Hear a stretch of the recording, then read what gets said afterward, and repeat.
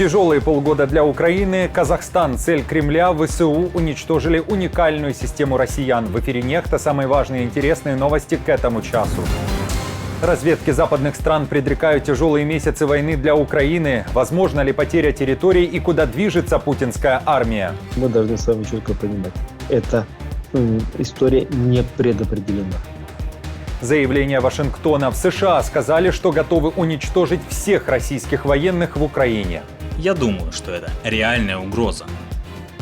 Лукашенко и Путин объелись грибов. В Минске рассказали, чем еще накормили военных преступников во время их встречи в Беларуси.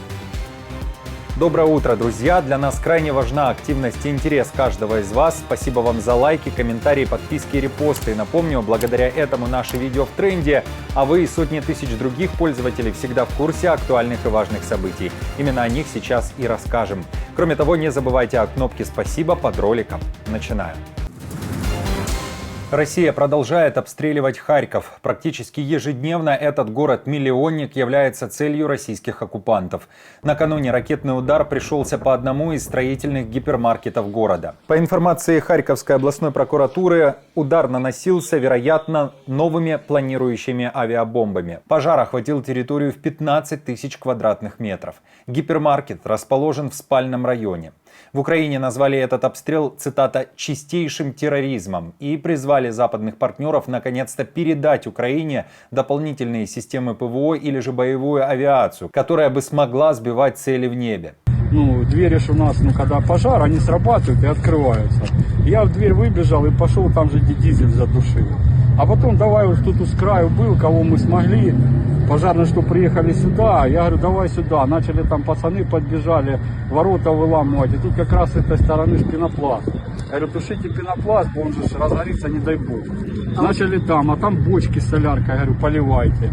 А там ворота не смогли, бой не железный, там как раз выход газовой трубы, что она бахнула. Российские пропагандисты и Z-блогеры при этом решили оправдывать путинский терроризм и запустили в сеть версии о том, что в торговом центре могли прятать военную технику. Кроме того, оккупанты ударили по центральному парку города. Зеленский назвал потенциальные цели России. Перечень тех стран, которые интересны Москве, украинский президент озвучил во время интервью журналистам из стран Центральной Азии, которые, судя по картинке, побывали в Украине, в частности, на территории харьковской типографии, по которой путинская армия нанесла ракетный удар на этой неделе.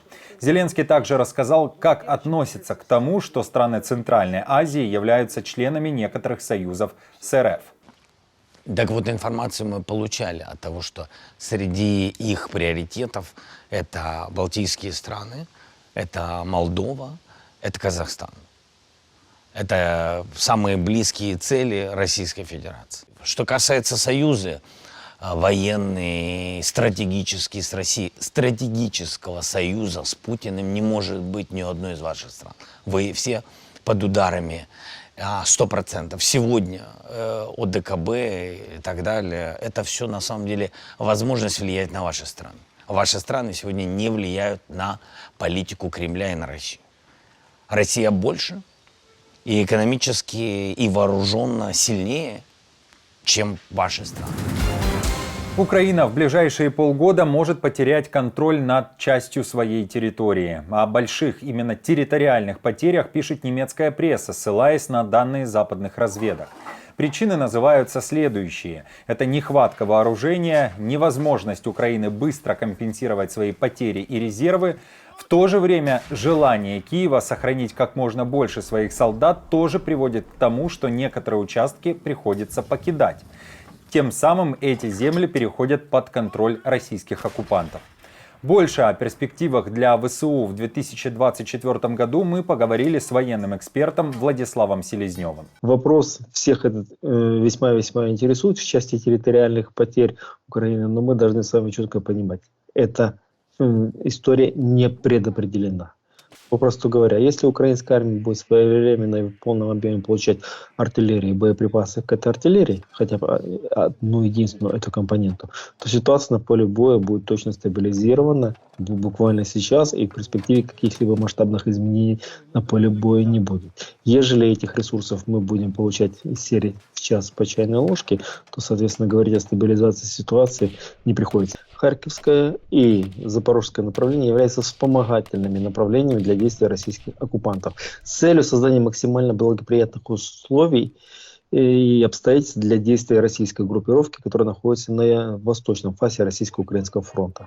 Краматорское, Кураховское и Покровское направления. Именно эти три направления являются предопределяющими и самыми главными для действий вражеской группировки в ходе летней наступательной кампании. Ведь противник пытается реализовать политическую миссию Владимира Путина, которую он огласил в феврале 2022 года, когда начинал так называемую специальную военную операцию. А речь идет о полной оккупации Донецкой и Луганской областей. Тем временем российские войска могут быть полностью уничтожены на территории Украины. О том, при каких условиях это произойдет, рассказал польский министр иностранных дел Радослав Сикорский. Американцы сказали русским, что если вы взорвете ядерную бомбу, даже если она никого не убьет, то мы поразим все ваши цели в Украине обычным оружием. Мы уничтожим их все. Я думаю, что это реальная угроза. Сикорский также говорит, что уже сейчас Украина должна получить право наносить удары по российским военным объектам на территории РФ.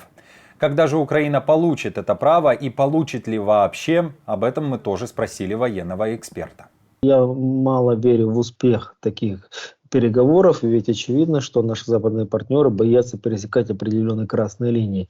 Либо в рамках определенных закулисных договоренностей есть такие соглашения в части неприменения западного оружия по территории Российской Федерации, либо же какие-то иные факторы на этот процесс воздействуют. Но я слабо верю в то, что после 10 лет молчания, ведь мы должны с вами четко понимать, в том числе из-за бездействия администрации президента США Барака Обамы, где вице-президентом был Джо Байден, были предприняты российской армией действия, направленные на аннексию части территории Украины. Идет речь про ныне оккупированный Крым и Севастополь, а также некоторые районы Луганской и Донецкой областей.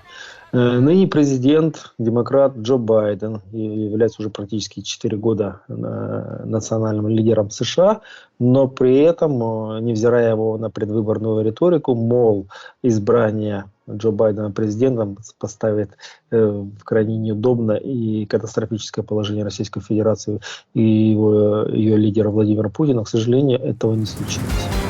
Российский сенатор, раненый ранее в ягодице, обвиняет США в причастности к уничтожению уникальной радиолокационной станции РФ, которая предупреждает о ядерном нападении. Эта система в городе Армавир Краснодарского края была атакована беспилотниками. При этом сам Дмитрий Рогозин говорит, что удар наносился не американским или же британским БПЛА, а украинским. Бывший глава Роскосмоса открыто признает страшную потерю для РФ, называя уничтоженную станцию ключевым элементом системы боевого управления стратегическими ядерными силами. Вашингтону придется отвечать по полной за случившееся и будущее преступление обезумевшего украинского руководства. Таким образом, мы стоим не то что на пороге, а уже на краю, за которым, если не остановить противников в подобных действиях, начнется необратимый обвал стратегической безопасности ядерных держав. Издание Bild пишет, что речь идет об уничтоженной станции РЛС Воронеж-ДМ, которая может увидеть пуск баллистических ядерных ракет на расстоянии 6000 километров. Кроме того, военные эксперты предполагают, что россияне использовали эту систему, чтобы определять, когда и где украинская армия использует ракеты «Атакамс». Финляндия борется с мигрантами, особенно с теми, которые рвутся в Европу из РФ. Хельсинки работает над законопроектом о выдворении из страны тех, кто приезжает туда без каких-либо оснований.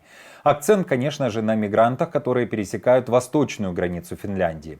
Уже известно, что когда закон начнет действовать, подача заявления о предоставлении убежища непосредственно на границе Финляндии будет остановлена практически для всех категорий людей. Исключением станут дети и люди с инвалидностью. Кроме того, смогут подать заявление те люди, которым грозит смертная казнь или пытки на их родине. В МВД Финляндии предупредили, что контроль будет жестким и России придется принять обратно тех, кого она решила пропустить в ЕС. Пограничники каждый день на работе занимаются анализом людей. После принятия нового закона их обучат необходимым критериям оценки. Также они получат поддержку от более опытных коллег. Мы исходим из того, что когда этот закон вступит в силу, то в любом случае люди будут возвращены на российскую сторону. Оперативная задача пограничной службы – обеспечить это. Путину подсунули молодость, водку и клубнику из теплицы Лукашенко. В Минске решили рассказать, чем подчивали российского диктатора, пока его солдаты погибали в окопах. Пресс-служба Лукашенко подвела итоги визита Путина в Беларусь. И, оказывается, после угроз и заявлений военные преступники уселись за щедро накрытые столы.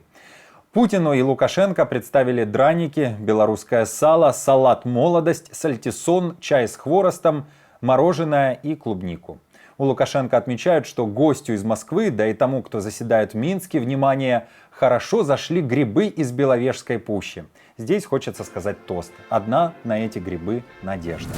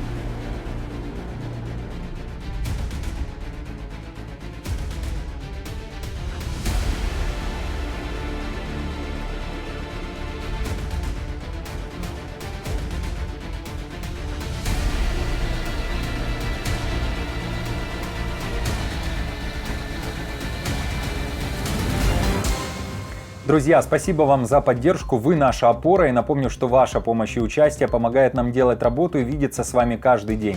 Постоянных донаторов и их комментарии вы видите сейчас на экране, и мы благодарны за эту поддержку. Если же вы хотите и можете присоединиться к их числу, то нажимайте на кнопку «Спасибо» под нашим роликом, отправляйте донат или становитесь постоянным спонсором канала. Мы с командой продолжаем следить за самыми важными новостями, оперативную информацию от Нефта ищите в телеграм-каналах или на платформе X. Спасибо за доверие и то, что остаетесь с нами. До новых встреч и хороших вам новостей.